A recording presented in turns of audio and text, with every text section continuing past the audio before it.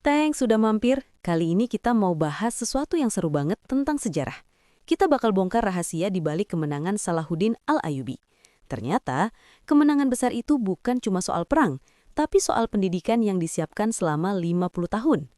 Betul, kita pakai analisis dari Dr. Majid Irsan Al-Kilani. Intinya, pahlawan besar nggak lahir begitu saja. Ada proses panjang di baliknya. Selama ini kita pikir Salahuddin itu kayak pahlawan super yang tiba-tiba muncul dari mana tahu. Kayak keajaiban gitu. Padahal itu salah besar. Salahuddin itu sebenarnya cuma buah atau hasil panen. Penanamannya udah dimulai 50 tahun sebelumnya oleh para guru dan ulama yang bahkan nggak pernah pegang pedang.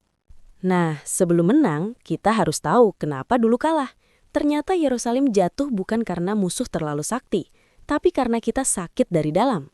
Iya, masyarakatnya kena lumpuh mental.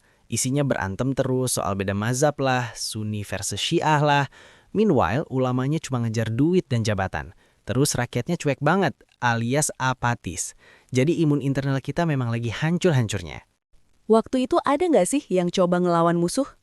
Ada, tapi gagal semua. Kenapa? Karena mereka cuma reaksioner. Cuma modal emosi doang tanpa benerin masalah sosial di dalam. Ingat ya, emosi tanpa persiapan itu cuma bikin capek, bukan bikin menang. Jadi kuncinya harus berubah dari dalam dulu ya. Persis.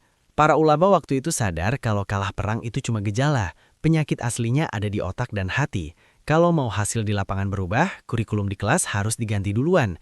Ini sesuai hukum Tuhan. Tuhan nggak bakal ubah nasib suatu kaum sampai mereka ubah diri mereka sendiri. Terus siapa dokter yang kasih resep perubahan ini? Namanya Imam Al-Ghazali. Dia bikin diagnosis kalau ilmu pengetahuan kita udah pecah-pecah. Akhirnya, dia bikin panduan lewat kitab Ihya Ulumuddin untuk nyambungin lagi antara aturan hukum, fikih, sama etika atau spiritualitas, tasawuf.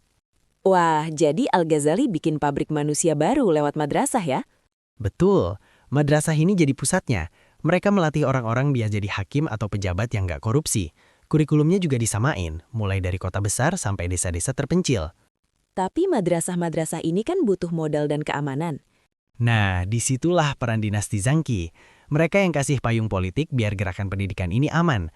Jadi, sultannya kasih dana dan perlindungan, ulamanya nyiapin orang-orang pintar dan jujur. Akhirnya muncul deh generasi baru. Bedanya apa sih sama generasi sebelumnya? Jauh banget. Generasi lama itu mentalnya gampang kalah dan cinta dunia. Generasi baru bentukan madrasah ini udah bersatu, pintar secara sains, dan kuat secara mental. Jadi, pas Salahuddin jadi komandan, pasukannya itu udah menang lawan korupsi di diri mereka sendiri. Berarti kemenangan di Yerusalem itu bukan keajaiban sulap ya? Bukan, itu hasil matematika sejarah. Kalau syarat iman, pendidikan, dan persatuan udah oke, ya pasti menang. Kemenangan itu panen di lapangan, tapi bibitnya ditanam di kelas-kelas madrasah. Jadi ada polanya ya kalau mau sukses? Ada. Pertama, pikiran harus sehat dulu. Kedua, prosesnya pelan-pelan, alias bertahap, nggak ada yang instan. Dan yang penting, sistemnya harus benar. Nggak bisa cuma ngandelin satu orang jenius doang. Pelajaran buat kita sekarang apa nih? Dr. Majid ingatin kita, jangan cuma duduk manis nungguin pahlawan ajaib datang nyelamatin kita. Salahuddin masa depan itu nggak bakal muncul pakai sihir, tapi harus dicetak lewat sistem pendidikan dan perbaikan diri yang kita bangun hari ini. Oke, jadi kesimpulannya, masalah kita itu sebenarnya dari dalam, bukan dari luar. Betul, solusinya adalah pendidikan.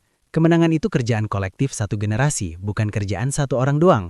Kemenangan Salahuddin itu hasil kerja keras orang-orang yang nggak kelihatan, yang sabar benerin diri mereka sendiri biar Tuhan ubah nasib mereka. Mantap banget. Yuk kita mulai perbaiki diri masing-masing.